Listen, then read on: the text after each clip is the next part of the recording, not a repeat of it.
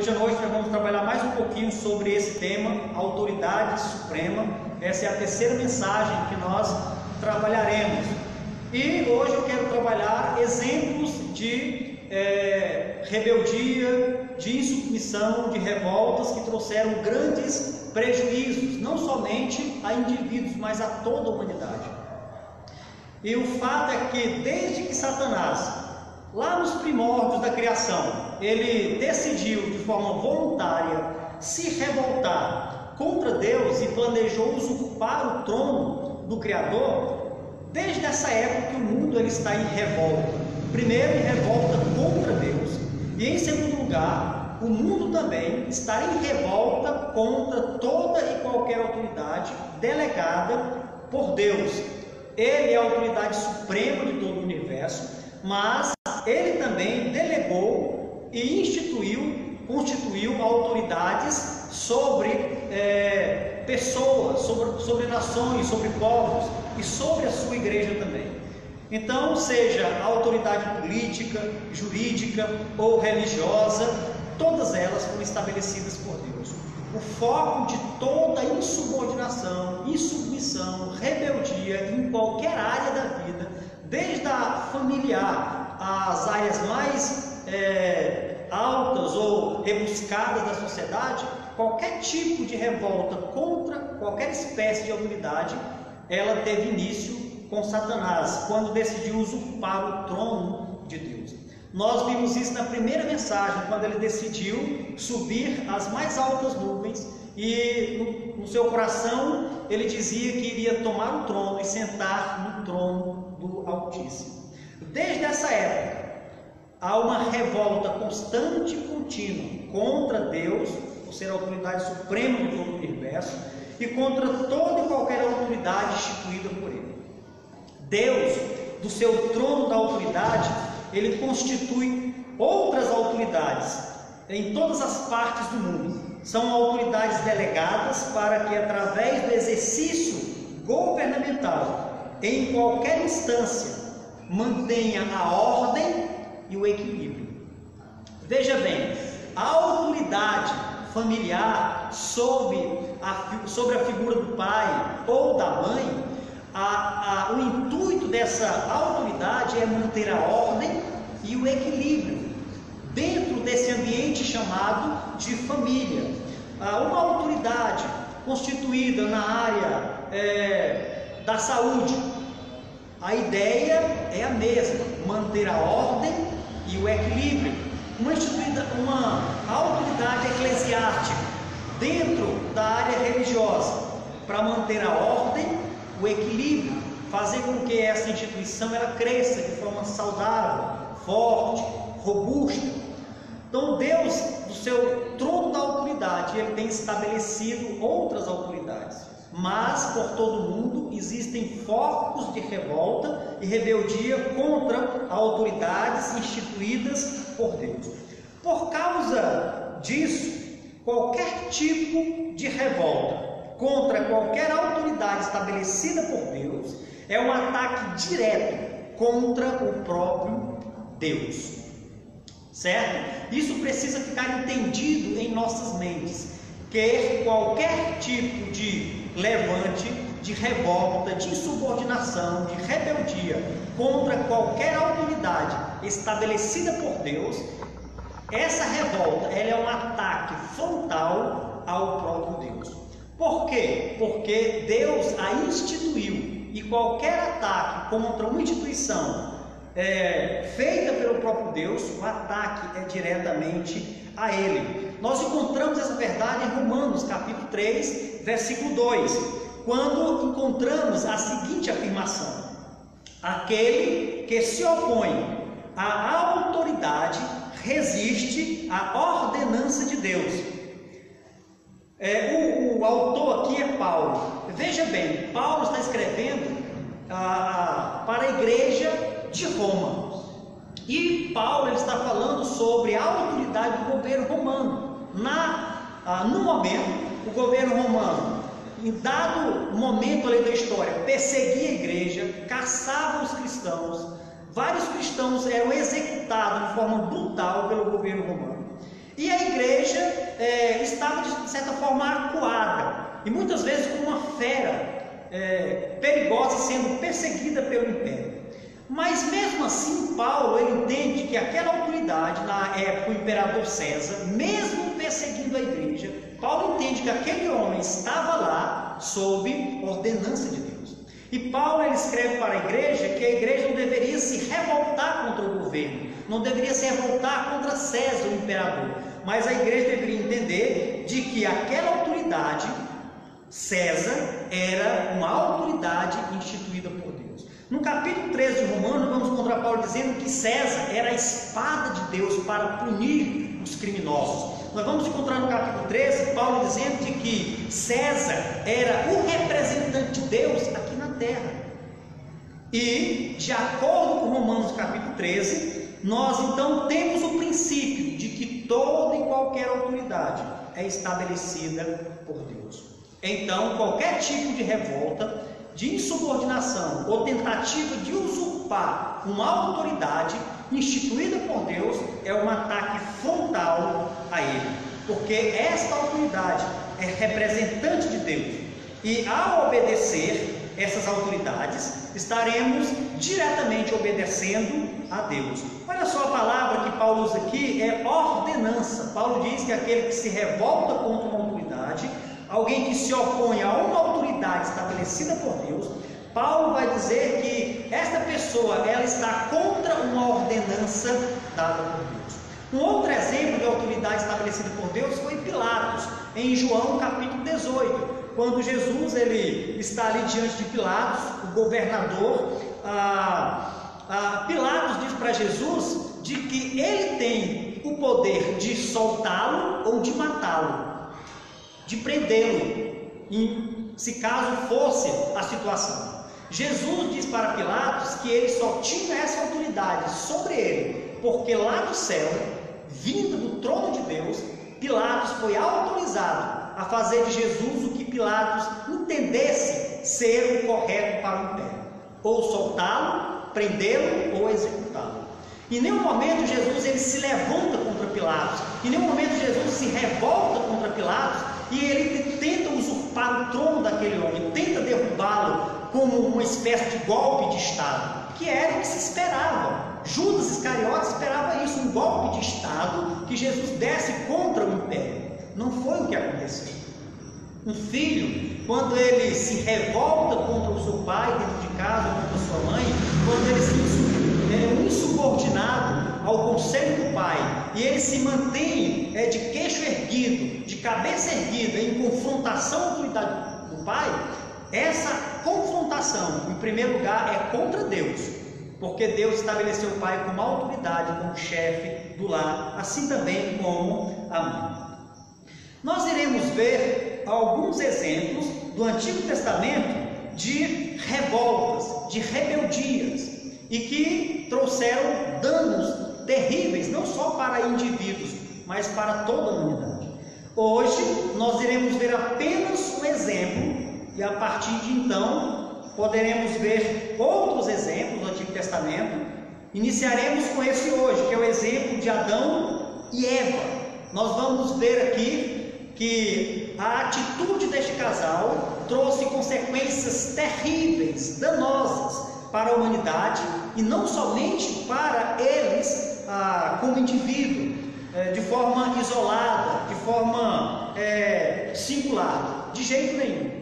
A atitude daquele casal trouxe consequências terríveis, danosas contra toda a humanidade. Então, Gênesis capítulo 2, versículo 16 e versículo 17 diz desta maneira: E o Senhor Deus lhe deu esta ordem: de toda árvore do jardim comerás livremente, mas da árvore do conhecimento do bem e do mal não comerás, porque no dia em que dela comeres, certamente morrerás. Ainda quero ler uma outra passagem em Gênesis capítulo 3, versículo 1, versículo 6, que está em conexão com a passagem que agora nós lemos. Diz desta maneira Gênesis 3, do 1 ao 6: Mas a serpente, mais sagaz que todos os animais selváticos que o Senhor Deus tinha feito. Disse a mulher: é assim que Deus disse: não comerás de toda a árvore do jardim? Respondeu-lhe a mulher: do fruto das árvores do jardim podemos comer, mas do fruto da árvore que está no meio do jardim, disse Deus: dele não comereis, nem tocareis nele, para que não morrais. Então a serpente disse à mulher: é certo que não morrereis, porque Deus sabe que no dia em que dele comerdes, se vos abrirão os olhos, e como Deus sereis conhecedores do bem e do mal. Vendo a mulher que o fruto era, que a árvore era boa para se comer, agradável aos olhos, e a árvore desejável para dar entendimento, tomou-lhe do fruto e comeu, e deu também ao marido, e ele comeu. Ainda quero que você me acompanhe em uma outra leitura desta feita, lá em Romanos capítulo 5, versículo 19, que está em conexão direta com essas duas passagens que nós acabamos de ler em Gênesis capítulo 2 e Gênesis capítulo 3. Romanos 5 e versículo 19, nós vamos encontrar uma informação impactante quanto a atitude desse primeiro casal, de acordo com Gênesis capítulo 2 e capítulo 3. Romanos 5 e 19 diz desta maneira: porque, como pela desobediência de um só homem, muitos se tornaram pecadores, assim também, por meio da obediência de um só, muitos se tornarão justos. O que tem, qual a relação dessas três passagens? A relação está na obediência.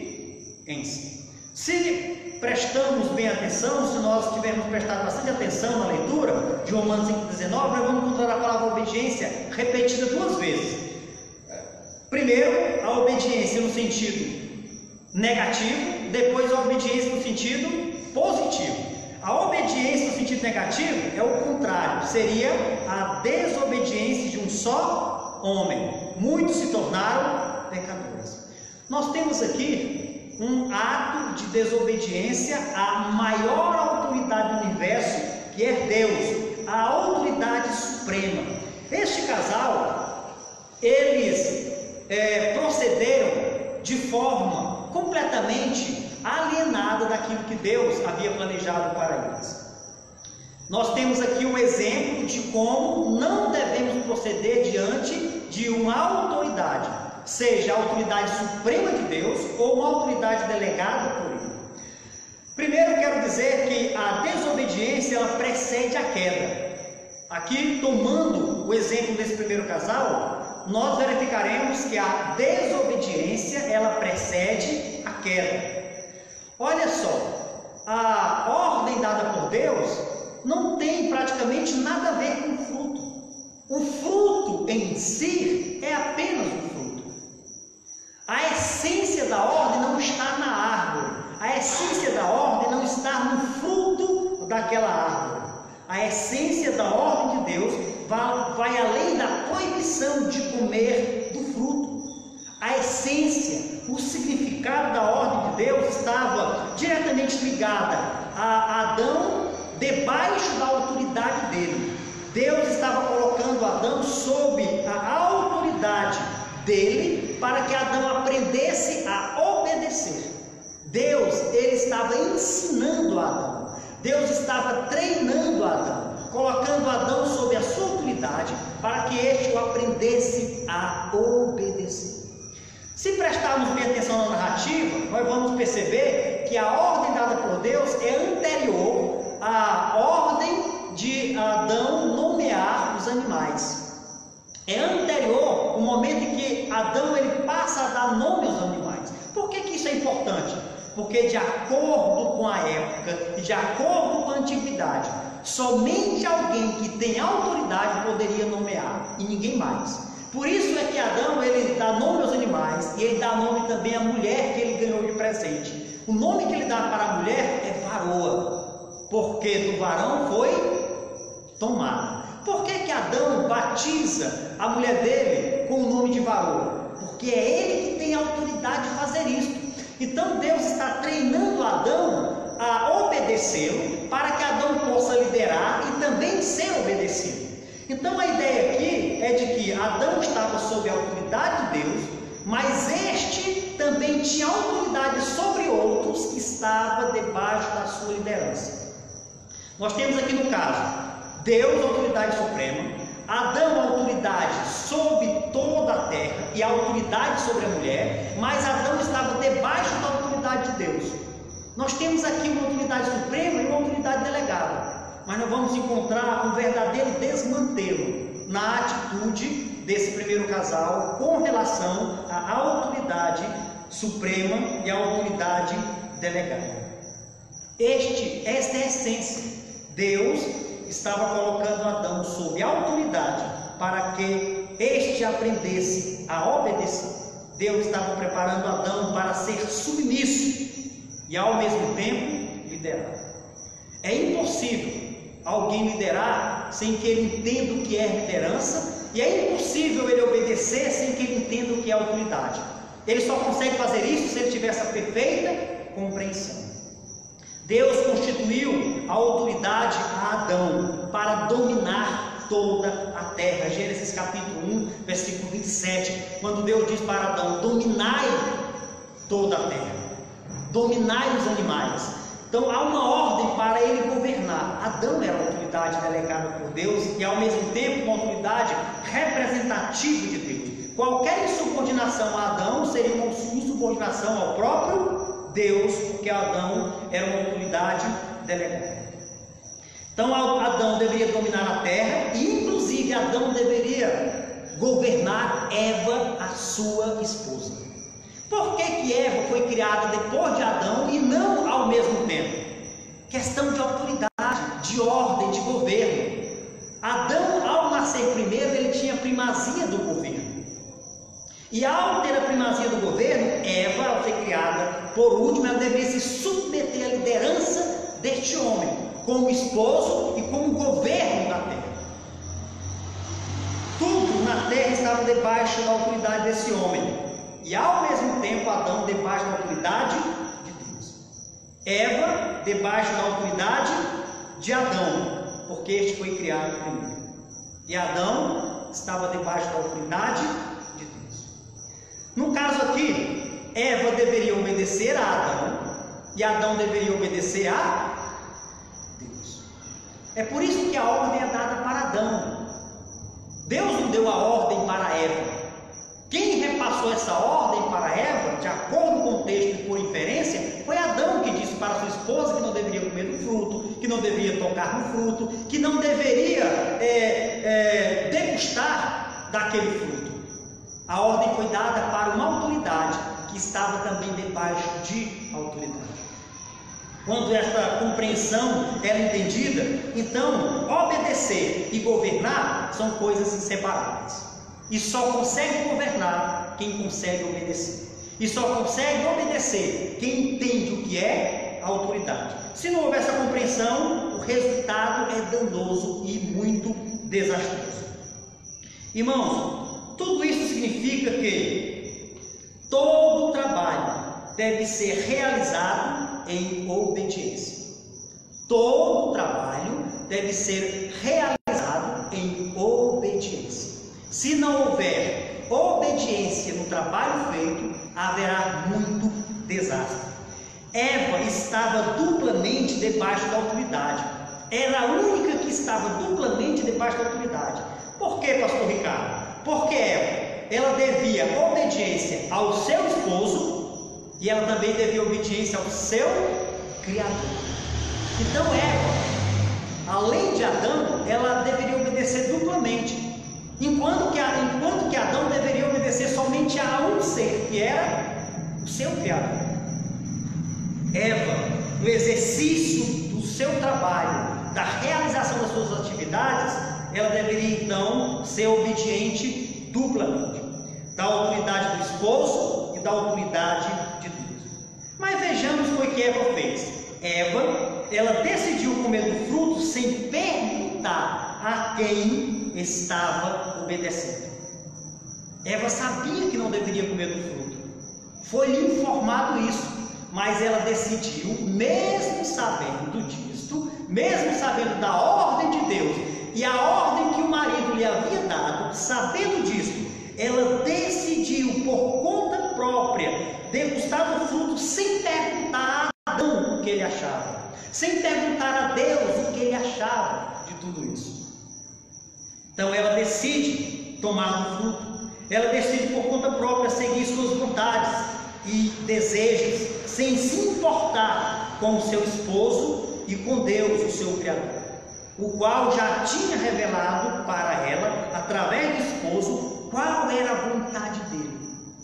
Olha, amados irmãos e amigos, que situação danosa é essa. Alguém sabedora de tudo, de toda a ordem dada por Deus, alguém sabedora do dano que poderia causar diante de sua atitude, diante de tudo que poderia vir a acontecer, ela tinha total conhecimento, ela corrige a serpente, quando a serpente tenta enganá-la, ela corrige, quando ela diz para a serpente, não, de toda árvore não, nós podemos comer de todas as outras, menos do fruto da árvore do conhecimento do bem e do mal que está no meio do jardim. Ela corrige a serpente, ela tem um conhecimento vasto, ela sabe de tudo e um pouco mais, em detalhes, mas ela decide, em revolta contra o esposo, em revolta contra Deus, por vontade própria, seguindo os seus desejos e a vontade do seu coração, comer do fruto, tomar do fruto, sem se importar com o esposo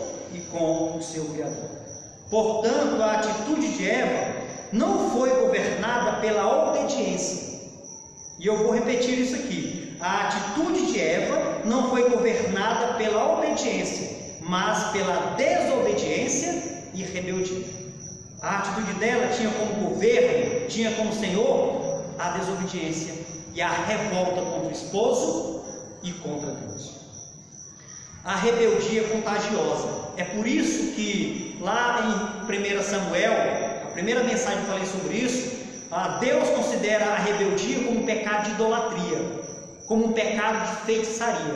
Por quê? Porque é algo contagioso, é algo que ele perpassa de um indivíduo para o outro, é como uma doença contagiosa que afeta aqueles que estão em volta, ao redor. A rebeldia ela é contagiosa. A desobediência de Eva contagiou o seu marido, e ele seguiu a mesma revolta da esposa. Adão poderia ter feito diferente, ele poderia ter rejeitado o fruto, ter corrigido tudo aquilo e deixado que Eva sozinha arcasse com o prejuízo. Mas a rebeldia, ela é contagiosa, é como um veneno, é como uma doença. Ela vai infectando os demais que fazem parte do grupo, que fazem parte do ambiente. E Adão, ele abraçou de forma voluntária e muito prazerosa o desejo de revolta da esposa e comeu o fruto. Adão sucumbiu vertiginosamente em liderar e em obedecer ao seu Criador.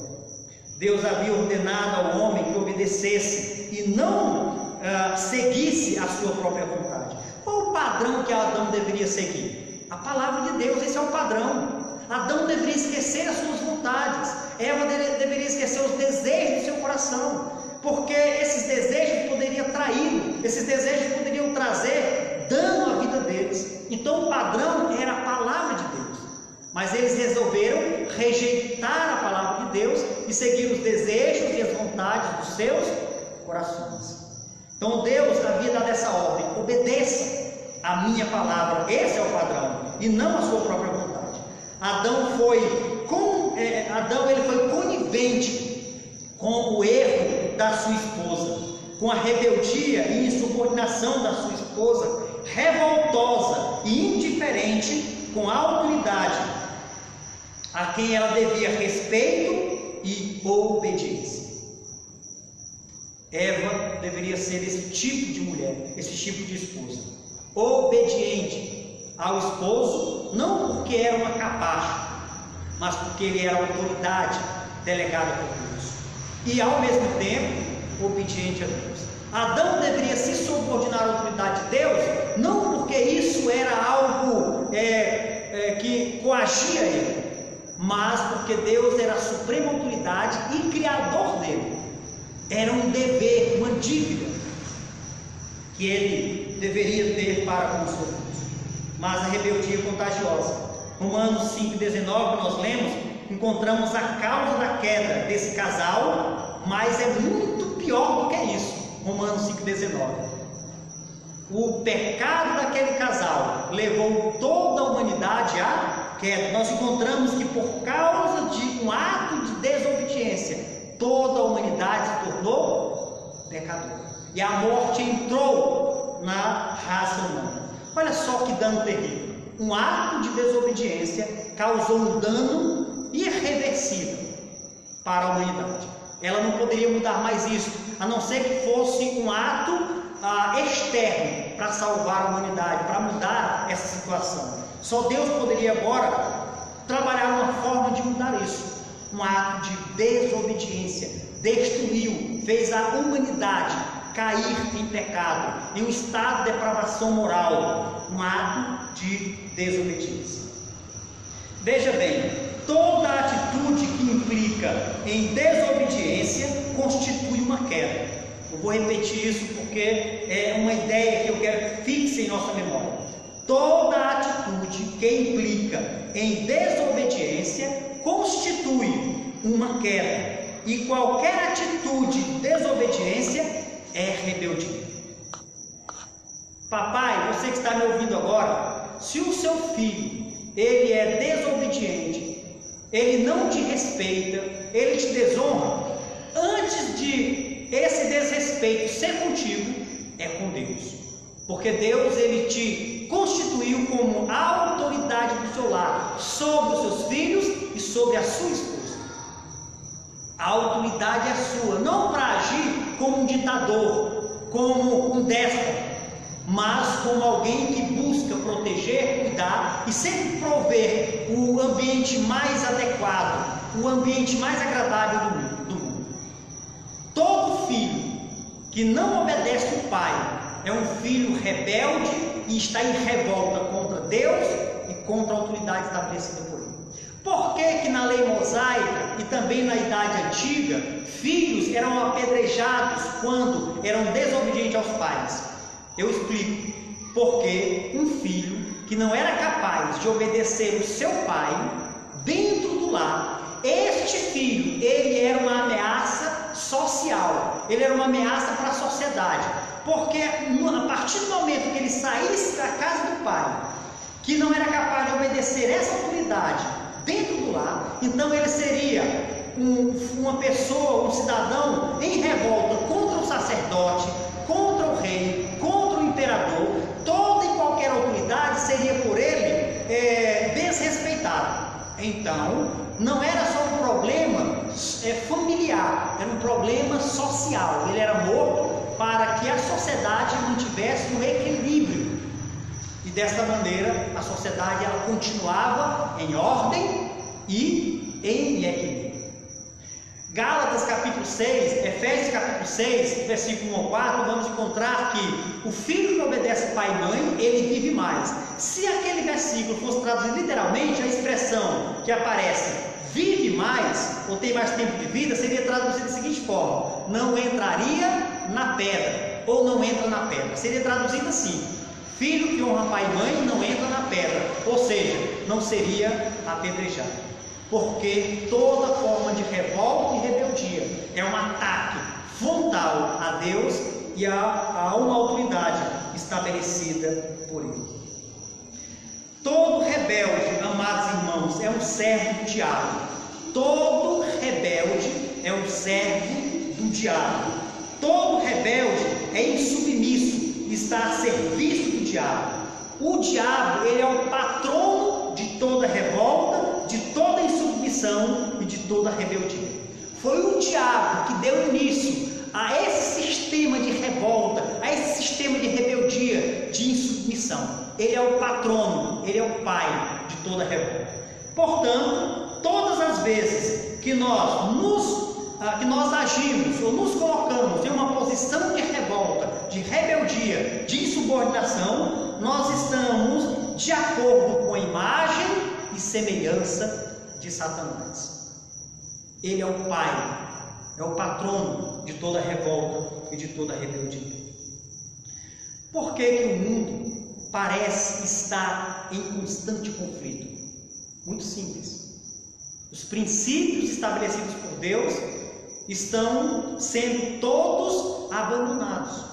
O princípio de que a família é constituída por um homem, uma mulher e os filhos. O princípio de que neste lar há uma autoridade sobre os ombros do pai. O princípio de que toda a sociedade precisa de um governo. Nós estamos vivendo em constante revolta.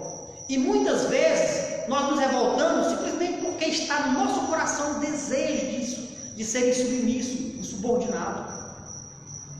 Toda e qualquer tipo de revolta é um ataque contra Deus.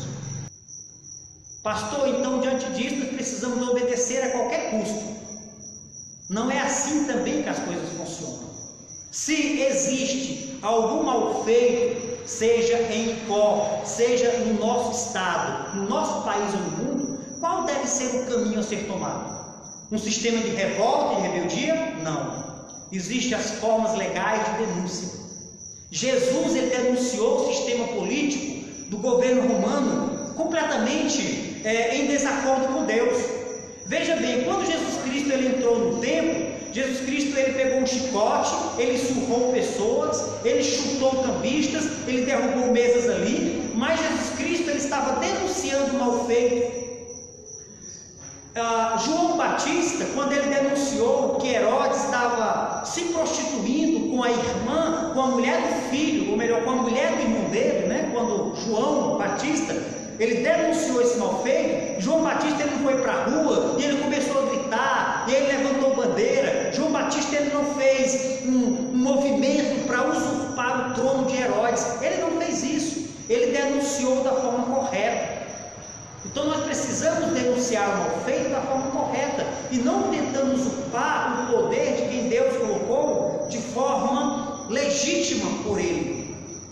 Existem as formas legais de fazer isso. O grande problema é que muitas vezes nós queremos tomar o poder por meio do caminho errado. Nós tentamos tomar o poder por meio da surdina, na calada da noite, por meio das traições, tentando matar, tentando tirar. É assim que muitas vezes é feito.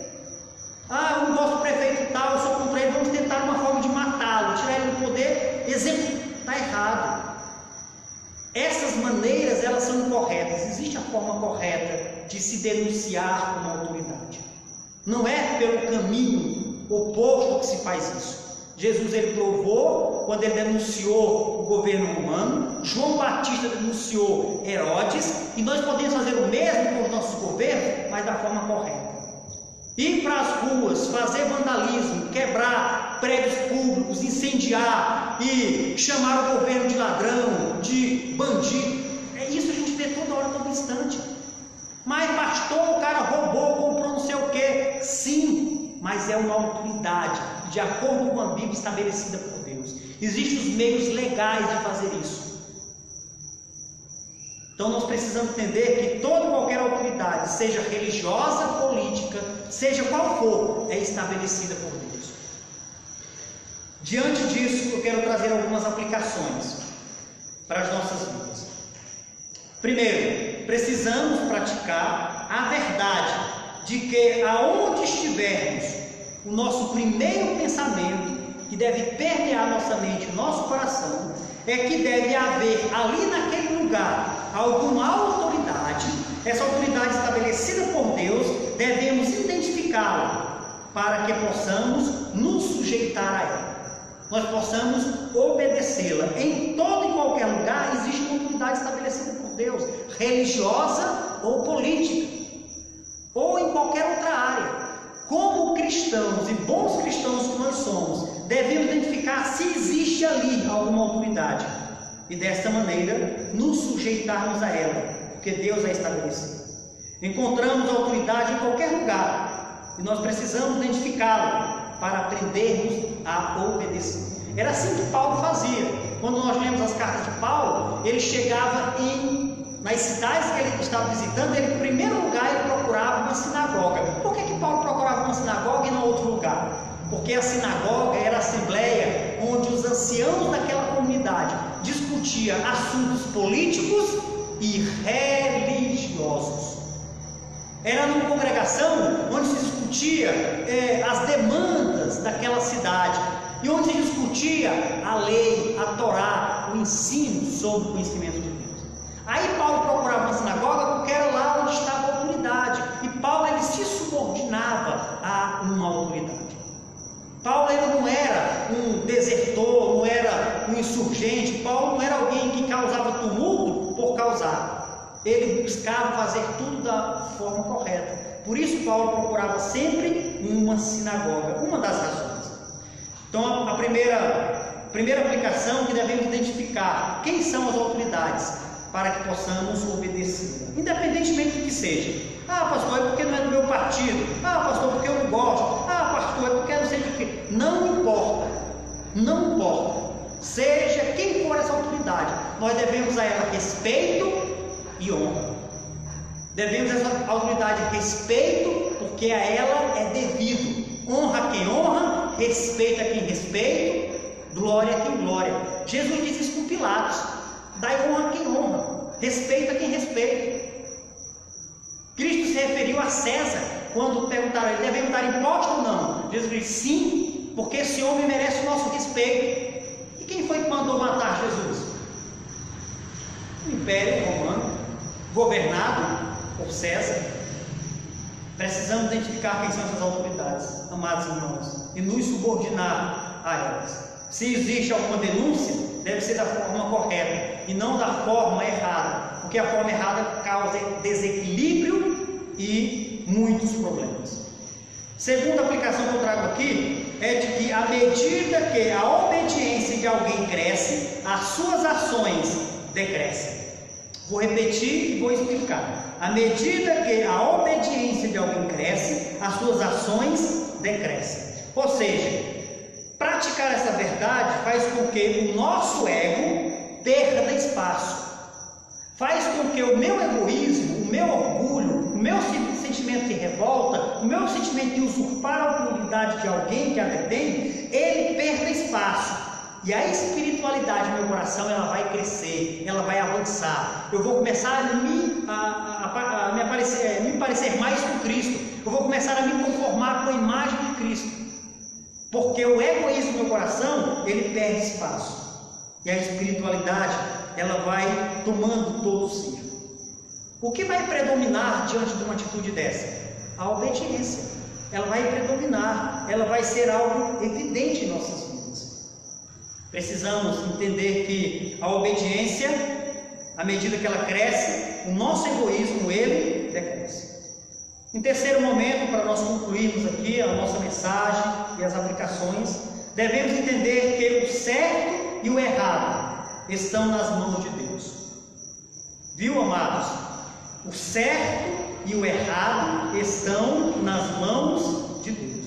O que isso significa? Significa dizer que a ação humana não deve ser motivada pelo conhecimento do bem e do mal. Ah, eu vou fazer isso porque é bom. Ah, eu não vou fazer isso porque é mal. Ah, eu não vou fazer isso porque isso é antiético. Ah, eu não vou fazer isso porque isso não é algo moral. Não, esse não deve ser a nossa motivação. A nossa motivação deve ser de que a palavra de Deus é o padrão.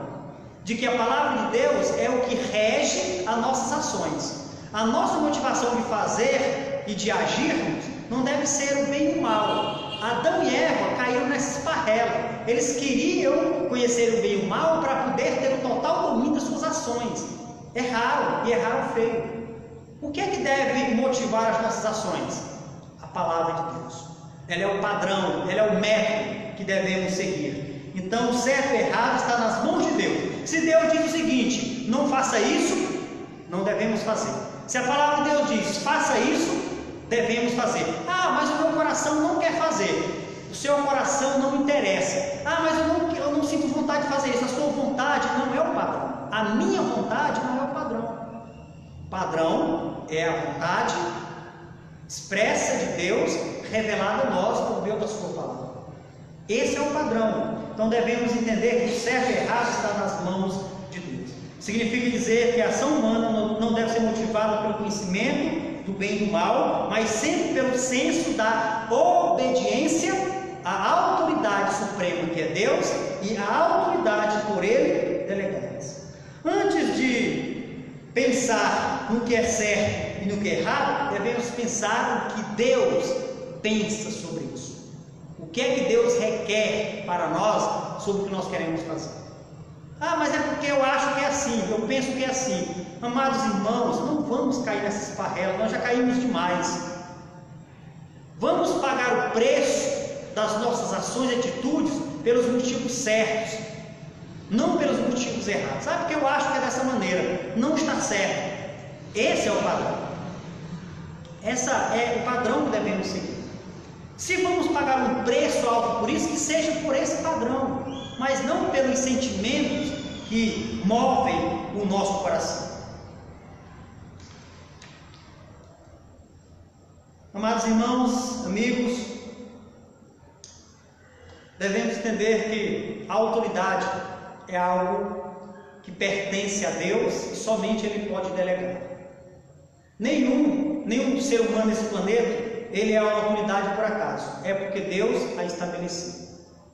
Devemos compreender isso para que possamos obedecê-las e fazermos da forma correta toda e qualquer denúncia que deve ser feita, não na surdina, não da forma que os caminhos são tortuosos e que estão fora do padrão estabelecido por Deus. Não vamos usurpar o poder da forma errada, seja da nossa cidade, do nosso estado, do nosso país ou de qualquer instituição religiosa que possamos estar inseridos. Que Deus nos abençoe, amados irmãos, a viver desta maneira.